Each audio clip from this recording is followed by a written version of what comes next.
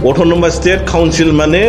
नोंनि निजाम मतन सरकार सालायनाय मा नाम दोननो गोसो माबोरै नों बिसार खालामनो बाखि बै माने इन्डियान पेनेल क'डनि मार्डार केस बायदिसिना गिदिर गिदिराल' इन्डियान कनस्टिटिउसन मथे थागोन बाद बाखि नों नामाकरन सोलायनाय नेक्स्टआव जुदि हाग्रामा फैफिनोबा ओहोलै बिसोरनि बिटिआरखौ जोंनो नाङा अमा खर'लेण्ड नाफामलेण्ड बसुमतारी लेण्ड दोनब्लाबो जायो बेखौ होनो 6 सिडुल एरिया एनडिएफबिनि खोथाखौ होनबाय थायो 9.3 दफा मथे बहाय एनडिएफबिनि केसखौ खमा होजोबनायनि बाथ्रानो लिराखै बेहाय लिरदों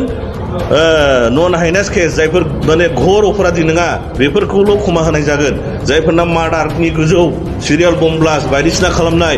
बेफोरखौ स्टेट एक्जिस्टिं पलिसिजों बिसार खालामना नायनाय जागोन सोर लिरनाय दङ इंलिसाव बे बिटिआर एकर्डनि दफाफोरखौ नायदों बे दफायाव फंसेबो एनडिएफबि भाइफोरनि दाय आरो खमा मोननायनि बाथ्रा गैया नन हाइनास लिरदों बेहाय हाइनास केसाव होनदों आसाम स्टेटनि माने एक्जिस्टिं पलिसि मथे बिसार खालामना नायनाय जागोन होनदों आसाम स्टेटनि एक्जिस्टिं पलिसिजों नायनानै हगारनाय जागोन होननाय बाथ्रा गैया होमब्ला बोरै रन्जन दैमारिया गनांगौ गवा थांखियाथ' बेनो जे थांनाय बाराव जोङो 34 इयार्स जोंनि बर' हारिफ्रा जुजिबोयै 1986 निफ्राय लानानैनो जोङो आसा खालामबाय थादोंमोन फैयै थांनाय 27 तारिख जानुवारि खालि 2000 सनाव मोनसे एकर्ड जानानै थांदों जों सालिजारि खालामनानै नायजोब्बाय बे एकर्डजोंहाय मथे बे जोंनि एलेखानि जे जनजाति जायफोर जेसेबां दङ बर' हारिजों लाफानानै बे मथे सेटिसफाइ नङा आरो बे बुंनो थाङोब्ला मोनसे एकदम थगायथारनाय एग्रिमेन्टसो बुंनो थाङोब्ला जे जोंनि मोनखानाय बिटिसिनि बेखौ दानख'नाय बिनि दालायफोरखौ दाननाय बिनि पावार फांसनफोरखौ बोखारनायनिसो मोनसे पलिसिमोन आरो बेयो जास्ट हमनानै नोंथांमोना बेखौ मिथिगौ जे माने गस्ला गोजाम सुनानै गोदान गानहोनाय बादि थारमाने बिटिआर जे बिथांमोना बुंदों नामानो मुङानो गिदिरखा आसलते बे 6 सिडुल एरियायाव नर्थ इस्टनि 6 सिडुल एरियायाव बे नामाकरन सोलायनाया जिखुनु एसेम्ब्लिया बिटिसिया हाउसआ बेखौहाय नोङो गभर्नरनि थ्रु एप्रुभल लानानै नटिफिकेसन होब्लानो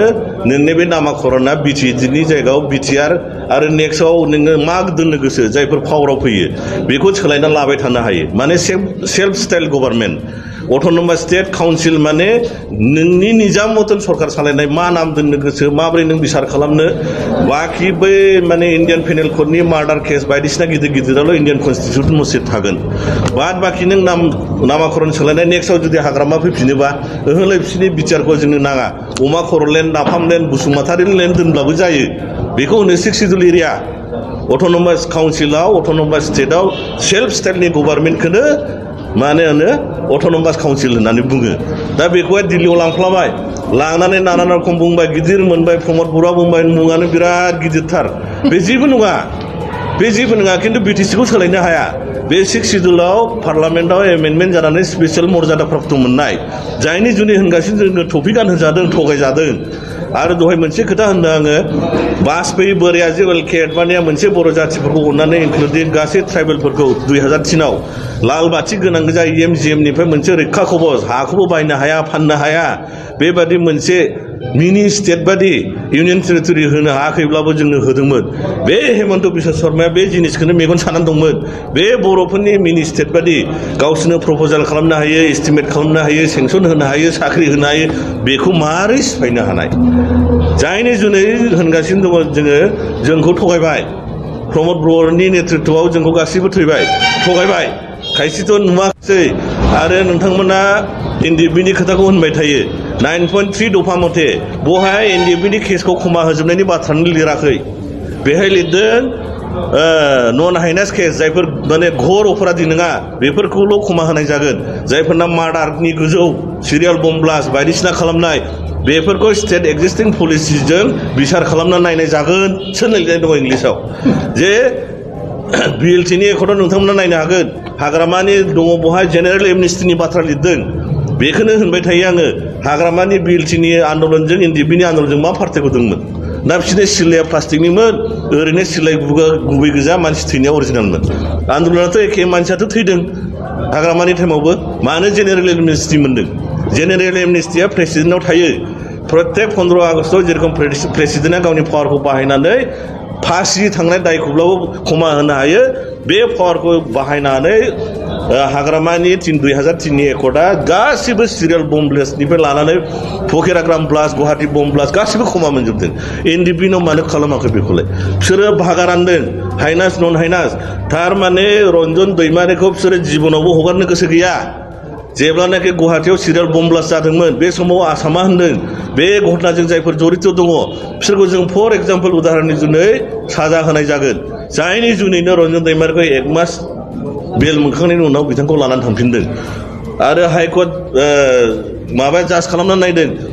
बे बिटिआर एकर्डनि दफाफोरखौ नायदों बे दफायाव फंसेबो एनडिपि भाइफोरनि दाय आरो खमा मोननायनि बाथ्रा गैया नन हाइनास हाइनास लिरदों बेहाय हाइनास केसाव होनदों आसाम स्टेटनि माने एक्जिस्टिं पलिसि मथे बिसार खालामनानै नायनाय जागोनसो होनदों आसाम स्टेटनि एक्जिस्टिं पलिसिजों नायनानै हगारनाय जागोन होननाय बाथ्रा गैया होमब्ला बोरै रन्जन दैमारिया गनांगौ गवा जायनि जुनै बिथांमोना फासि राय पर्यन्त जानानै दं बिसोरखौ परबर्ती समायाव नैबे नोङो गावनि दानख'नाय दारननाय जाजोबखांब्ला बिसोरखौ फासि होगोन बर' रायजोफोरखौ खोन्थागोन नै नोंसिनि एनडिपि भाइफोरखौ फासि होबाय थारमाने आसाम रायजोआव आरोबाव सिलाय हमग्रा दल बेबादि माने खामानिफोर मावग्रा जेन' जन्म जाया गिख्रङो गावसोरखौ फर एग्जाम्पलनि जुनै जोंनि बर' मानसिफोरखौ सानसे समाव फासि होगोन जेन' आरो आर्मसबादि दल संगठना ओंखारनो हाया मानो होनोब्ला बर'फ्रा 50-50 हा बिदोंमोन उपेन्द्रनाथ ब्रह्मनिफ्राय डिभाइड आसाम 50-50 बेखौबो थगायनानै मा लिरदों प्रेमबलाव बे बिटिआरनिखौ नाय आसामनि हाखौ सुरक्षित दोनफिननानै दिनै एबसुनि नेतृत्वआव एनडिपिनि मोनब्रै गटजों लानानै कमप्रेहेन्सिभ फाइनाल सल्युसननो डिभाइड आसाम 50-50 बहा थांखो हा दब्लायसे बहा थांखो बे जिनिसखौनो दिसपुरा फ्राय आलादा हा दब्लायसेब्लाबो दब्लायनाबो लानानै थांथारगोन जायनि जुनै बेखौ पार्मानेन्टलि जोंखौ फोजोबनो जुनै गामि दानख'नायजों लोगोसे बर'फोरखौ दाखालि 27 तारिख जानुवारि 2000 सनाव मोनसे टपि गिदिर गिदिर गाननानै थोनहरबाय बिटिआरनि नामै सासेया बुंफैबाय बिटिआरनि मुगानि गिदिर खानो जेबो नङा बियो बेखौ सोलाय सोल' खालामनो हायो 6 सिडुल एलेकायाव खिन्थु जोङो बिनि देरसिनसो लुबैदोंमोन हयथ' इउनियन टेरिटरि जाथों नङाब्ला आलादा रायजो जाथों जायनि जुनैनो जोङो थगायजानायखाय नैबे उदियासल नामाकरनै दा बेवहाय बुजिनांगौ बाथ्रा दङ मानो उदियासल बिनो नागिरखो बड'लेण्डआ जोंनि दंखायोमोन डिमान्डआ बा बिटिसि दङ दा बे कमप्रेहेन्सिभ फाइनाल सल्युसना ओरैबायदि बाथ्रा लिरदों बर'फोरनि गासै दल संगठनखौ लानानै दिनै जोबथा एकर्डनो थारमाने बड'लेण्ड बे उपेन्द्रनाथ ब्रह्मनि बड'लेण्ड सिमाङा 27 तारिखआव जोब्बाय दाबो जोंनि बर' मानसिफ्रा बे जिनिसखौ खोथाखौ हजम खालामनो हाया एग्रिमेन्ट इज एग्रिमेन्ट भारत सरकारजोंसो जादों बे मोसौ फायखारिजों एग्रिमेन्ट जायाखै बे जोब्बाय सेप्टारा जायनि जुनै जोङो उदियासलखौ खनखांनांगौ जानानै फैदों उदियासल होननाय सोदोबखौ कमप्रेहेन्सिभ फाइनाल सल्युसन होननाय बाथ्राया होबथानो हाया जायनि जुनै जोङो एरायनानै सोलिनो नागिरदों बड'लेण्डखौ नोंसोरो बिफिननो हाला आरो गोदान दल संगठन जन्म जागासिनो दं बिसोरो होनदों बड'लेण्ड बिफिनगोन बे पलिटिकेलाइज गोजा बड'लेण्ड सेप्टार स्टेट इस्युआ उपेन्द्रनाथ ब्रह्मनि बे जोब्बाय प्रमद बर'आनो बिनि आथिङाव थांनानै गाबफ्लालायहैयो आदा नोंनि सिमाखौ आं फोजोबबाय खमा होदो होननानै जोब्बाय बे सेप्टारा बे खोथाखौनो जोंनि बर'फ्रा दा बुजिनांगौ बे नमेनक्लेचारा ओरैबादि लिरदों गासै बर' जाथिनि अर्गानाइजेसनखौ लानानै इंलिसाव लिरदों दिनै कमप्रेहेन्सिभ फाइनाल सल्युसन जोंनो बड'लेण्ड स्टेटखौ नांला होननाय जादों जायनि जुनै जोङो उफाय गैयाव दा उदियासलखौ होखांफिननांगौ जादों बे उदियासलजों थांब्ला गासै जाथि भाषा धर्मनि मानसिखौ लानानै जोङो आलादा रायजोखौ मोनो बे हेमन्त बिश्व शर्मा जोंखौ होबथानो हाया कमप्रेहेन्सिभ फाइनाल सल्युसन होननाय बाथ्राजों होबथानो हाया बुजिबाय जोङो 30-70 दा साननानै दङ एबसुआ बिदिनो 50-50 जोंनो नाङा बिसोर मेगन गोजा जाजोबो आसामारिफ्रा जोंनो 30% मोनब्लानो जायो 70%आ बिसोर लाफिनथों जोंनि बे ब्रह्मपुत्रनि साहा लिंक मोनब्लाबो जायो उन्दै संसार उन्दै हुखि बेखिनि मोनबानो जोंहा साफिसियेन्ट जोङो 30-70 बिगोन परबर्ती समाव जोङो मेप सहकारे डिक्लेयार जोंनि आन्दलन नियम निथि गासैखौबो जोङो प्रकाश खालामगोन आरो जरदार आन्दलन जागोन गान्धीजिनि निथिजों जागोन खिन्थु गणतान्त्रिक भाबे जोंहा फोथायनाय दं फरेनारफोरखौनो जुदि सात समन्दर होखारहरनो हायोबा नोंनि गावनि न'खराव भारत संबिधाननि गन्थ'आव जोङो दब्लायसे आलादा बर' जाथिनि नेतृत्वआव जोङो दब्लायसे रायजो जानो होदो होननाय जिनिसखौ मानो हाया जोंलाय मानो सिलाय हमनांगौ हरै सासेबो सिलाय हमाखै ओरैनो रायजो मोनगासिनो दं जोंनि 2 मास सिगां लादाख इउनियन टेरिटरि मोनदों सिलाय हमग्रा दल दंमोन होनना गैया माबोरै मोनखो दिल्लीया बोरै इउनियन टेरिटरि जाखो सिलाय हमग्रा दंमोन गैया दादरा नोगोर हावेलिया सिलाय हमग्रा दंमोन गैया आनन्दमाननिखौबो रायलायना दं सिलाय हमग्रा गैया बोरै निन्थुर मोनजोबखो दा बे बाथ्रा बिफाजों फिसालाजों आलादा मोनसे न'खर दानायल' बाथ्रा गुबुन जानाय जायनि जुनै जों सिलायखौ फोथाया लास्टआव थांनानै टेबोलाव रायलायहैखानांगौ गणतान्त्रिक भाबै जों जरदार आन्दलन खालामगोन आरो 2030नि गेजेराव जोङो आलादा रायजो उदियासखौ जेरैखालाबो गठन खालामगोन खौरां बुथुमगिरि नोंथांमोननिसिम आंनि सिबिनाय अननाय जासिनानै आङो दिनै पिटिसि हान्जानि बागै पिटिसि हान्जानि थांखांफिननाय बा जावरिखांफिननायनि बागै आङो फंनैसो बुंनो नागिरदों खोथाया जाबाय मा जे पिटिसिनि सिगाङावनो जनजाति लिडारफ्रा जनजाति नेताफ्रा ट्राइबेल लिग दानानै सोमावसारदोंमोन उनावहाय कंग्रेसजों गोरोबनानै बिथांमोना सरकार दादोंमोन बे दानायाव गोबां बोसोर सरकार सालायनायनि उनावबो नुनो मोनबाय जे जनजातिफोरनि जेंना हानि रैखाथि सोलोंथाइनि जौगानाय राव हारिमुनि जौगानाय बेफोर जेथिंबो थालांजोबनाय नुदोंमोन जेथिंबो दावगायाखै आरो बेफोरखौ नुनानैनो जोंनि बर' ट्राइबेलफ्रा खौसे जानानै पिटिसि हान्जाखौ 1967 मायथाइयाव दानाय जादों आरो बे दानानै प्राय 10-15 बोसोर 20 बोसोरहालागै 10-15 बोसोर जे राजखान्थि भाबै नांबोदोंमोन बे नांबोनायखौ सरकारा उल्था नोजोरजों राहा लादोंमोन बेनो जाबाय मा जे पिटिसिखौ बारस'नानै एबसु सोमावसारनायखौ खालामहोदोंमन एबसु सोमावसारनायनि गेजेरजों सेथि नङा नैथि नङा थामथि खेबानो जाबाय सुक्ति जाबाय बिएसि सुक्ति बिटिएडि सुक्ति बिटिआर सुक्ति जाबाय बे सुक्तिफ्रा नाथाय 6 सिडुलनिसो बाथ्रा गोजा बिथांमोना रायजो दाबिनानै आन्दलन खालामदोंमोन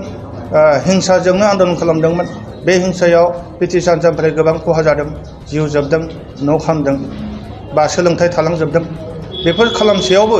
बिथांमोना सुक्तिनि गेजेरजों नुनो मोनबाय जे दिनै रायजोफ्रानो नुनो मोनदों जों बुंलायनो गोनां गैया जे जनजातिफोरनि जा राव थुनलाइनि जौगानाय बेफोर जायाखै हा हुनि रैखाथि जौगानाय माने रैखाथि बेफोर जानानै फैयाखै आरो राजखान्थियारि मोन्थाय जोङो दिनैसिमबो मोनाखै सरकारखौ दिनैबोसिमबो सोरबासो सालायबाय थादों आरो बिसोरनि सिङाव थानानै बान्दा जानानै जोंनि ट्राइबेल लिडारफ्रा सोलिबाय थानांदों दिनै राहा गैया राहा गोथे बिपिएलखौनो बुं बिपिएफखौनो बुं राहा गैया बिथांमोना रायजोनि सिगाङाव गावसोरनि राहा गैयैखौ फोरमायनो लाजिदों गावसोर जे राहा मोनाखै ट्राइबेलफोरखौ जौगाहोनो थाखाय बे खोथाखौ बुंनो बिथांमोना लाजिदों बुंथिनानै लायाखै रायजोफोरनि गेजेराव नुदों मिथिदों जे बेफोर हान्जानि गेजेरजों ट्राइबेलफोरनि जेंनाफ्रा जेब्लाबो जौगानो थाखाय लामा मोनाखै बे बाथ्राखौ रायजोआनो मिथिदों नुगासिनो दङ दा बेखायनो जोङो पिटिसि हान्जाखौ फोथांफिननायनि गोनांथि जोङो दङ होननानै सानदों रायजोफ्राबो मोनदांदों जे पिटिसि नङाब्ला जानाय नङा दा बेनिखायनो जोङो रायजोनि खोथा मोनदांनानै मिथिनो मोनदांनानै बा जोंनि गियाना सौहानायनि गेजेरजों जोङो मिथिनो मोनदों जे पिटिसि हान्जाखौ जोङो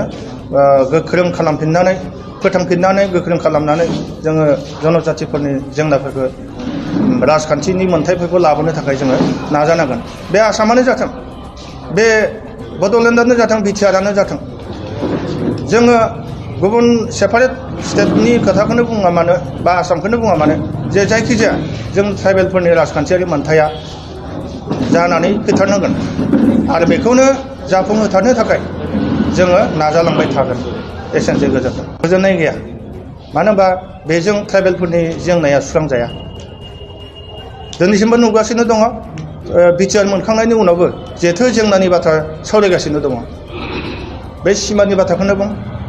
बिश्वनाथनि खोथा ओंखारदों गहपुरनि बाथ्रा ओंखारदों नङा तेजपुर बिश्वनाथनि बाथ्रा ओंखारदों बिथांमोना बे सिमानि जेंनायाबो सुस्रांजायाखै सुस्रांजानाय मोनबा दिनैसिमहालागै सुस्रांजागौमोन किन्तु सुस्रांजानायनि आंखाल गैया माबा नेरसोन गैया मानो होनबा बिथांमोना सिमा बारायनायनि नेम गैया सुक्तियावनो दंखायो सिमा बारायै खोथा बे सिमाखौ बानायनो हायाबा समस्या माबोरै बांनो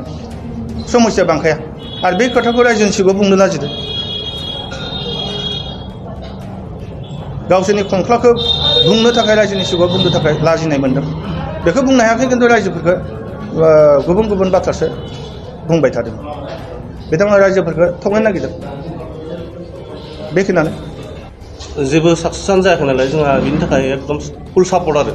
माने गासैबो एक्सन डिबिया जोंहा गासैबो फुल सापर्ट दं जों गासैबो सावरायखाबाय दासिम बे एक्सन डिबि हिसाबै जोंहा 4 लाख किसुमाना मोनदों किसुमाना मोनाखै आरो दासिमबो साख्रि बाख्रि जायाखै जोंहा माने एकदमबारे बेकार आरो जों मा मावगोन मा जोंखौथ' हाजिरा मावनोबो लिङा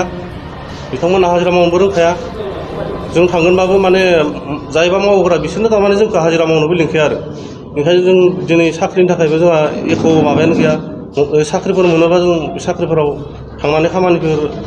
गथ' गथाय बिसि फिसाखौ जों फिसिनो हागौमोन दा बेनि थाखाय जोङो बे पिटिसि गोदानै माबानायाव जोंहा एक्सन डिबि हिसाबै फुल सापर्ट आरो बे बिटिआर सुक्तियावथ' जोंहा जेबो गोजोननाय गैया एनडिबि हिसाबैल' नङा गासै बर' रायजो हिसाबैनो गोजोननाय गैया बेयाव बिटिआरआ मात्र मुङाल' बिटिआर जेबो माबा गैया बिटिसिनि बे बिटिआरआ सिङावबावसो बेयावथ' जेबोआनो गैया गासै रायजो राजायाबो बेयाव जेबो गोजोननाय गैया आरो जों एक्सन डिबियाथ' बाददों गासैबो रायजो राजायानो बेयाव गोजोननाय गैया नोंथांमोननि जि केस बे केसफोरा बिटिआर सुक्ति बायदियै उइथड्र जानांगौमोन बा दोनथ' जानांगोन बेयो दिनैनि समाव दोनथ' जादोंना जायाखै ओहो बेखौथ' जों नुनो मोनाखै दासिमबो सोरखौबा कर्टआव लिंहरो सोरखौबा थानायाव लिंहरो माने नै बिथां जा बाक्सा डिस्ट्रिक्टनि बिथां सेक्रेटारि बिथाङा दासिमबो कर्टआव हाजिर जाहैबाय थानो गोनां जायो एनआइ केसमोन नामा बिथांनिया सिबिआइ केस बेयो दासिमबो हाजिर जाबाय थानांगौ जायो प्रमद बर'आ होनदो एनडिबिनि सब केसानो उइथड्र जाबाय खिन्थु बोरो दासिमबो उइथड्रखौनो जों नुनो मोनाखै बिथाङानो थांबाय थायो केसाव होमबालाय माबोरै बे सान्थि सुक्ति जाखो सोरखारखौथ' जों बेखौनो सानो गासैबो एक्सन डिबि हिसाबै बयबो रायजो राजाजों न'खरनिफोरजों मोजाङै रायजो जानो सानबाय रायजोजों मिलायनानै गोरोबनानै थानो सानबाय बेनिखायनो जेखिला एक्सन डिबिया केस दङ बे केसखौ थाबैनो फोजोबा जोंहा माने गोजोननाय मोनगोन आंनो दासिमबो बिमा बिफाजों दासिमबो आंनो जमा गैया आं आफादाव इमान बोसोर मावनानै दासिमबो बिमा बिफाजों जमा थानो मोनाखै माने जोंहा हा हु गैया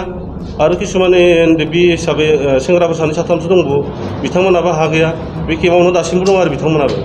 खस्थ' खालामनानै बिथांमोना दासिमबो दं बरबेर केम्पआवबो नोंथांमोना सरकारनि जि 4 लाख होनाय अनसुंथाइ बेखौ मोनफुंनो हादोंना बे 4 लाखखौ किसुमाना मोनदों किसुमाना मोनाखै फ्रायानो मोनाखै आरो बहुद मानसियानो दंबावो खिन्थु नै केम्पआव थानाय सानै साथाम सेंग्राफोराबो मोनाखै आरो ओमफ्राय ओरैनोथ' बहुद मानसियानो मोनखायाखै जों सिनियर हिसाबै माने धिरेन गबिन्द ग्रुप एखि रन्जन दैमारि ग्रुप ओमफ्राय एखि धिरेन ग्रुप बे सिनियरनिया मोनजोबाखै आरो सारभार गैनायाथ' फ्राय मोनजोब्बायानो माने बे सिनियर ग्रुपआसो मोनाखै आरो दासिमबो एक्सुवेलि दिनैनि समाव जितु माने जों एक्सन डिबि हिसाबै माने जोङो जिबायदिहै माने सरकारनिफ्राय जोङो जितु मोननांगौ बेफोरखौ जोङो माने मोननो हायाखिसै आरो जोंनि जिबेला माने केसफोर दङमोन केसफोराबो माने दिनैनि बेलायाव उइथड्र जायाखिसै दा माने जोङो तारिखआव थांनो गोनां जायो दा बेफोरनि थाखाय जोंहा माने गोजोननाय गैया ओंखायनो जोङो गोदानै दा जितु पिटिसि माने दानाय जादों बेयाव जोङो माने सापर्ट खालामगोन आरो बिदि सापर्ट खालामनाय जागोन माने बेखौथ' दा प्रेक्टिकेलि माने आंनो दङ नालाय केसाव माने दा जितु